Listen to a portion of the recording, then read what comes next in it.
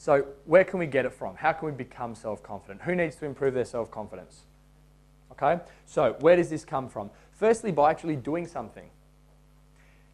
Who's confident that they could snatch within 5 kilos of their max? Yep, so like somewhere within 5 kilos of their max. I'm not going to go make you do it today. If you've done something before, you're pretty confident that you can do it again. And that's the strongest source of self-confidence. Is, well, I've done it, so of course I can do it.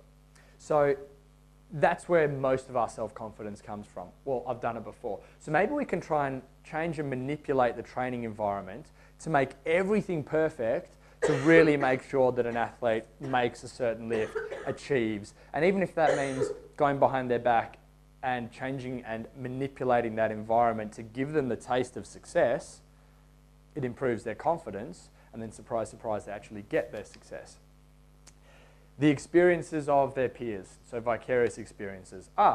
She snatched 40 kilos.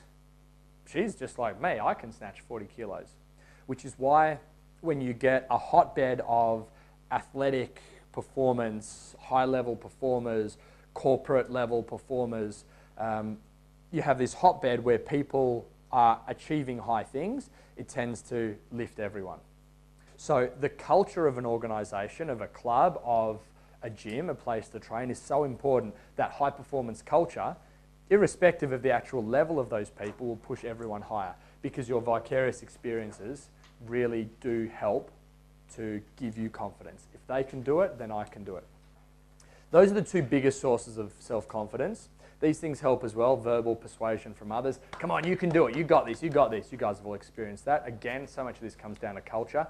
The use of imagery that we've already talked about, we've already touched on. And intentionally putting yourself in a certain physiological or emotional state. Because we know that our arousal levels correlate with our performance. So if you're not confident, then you're probably under-aroused. So being able to push these arousal levels higher is going to therefore help to improve our self-confidence, because we associate being fired up with being confident. Therefore, if we can push up our arousal level, by definition, it also drags up our self-confidence. So again, you can see lots of overlaps here.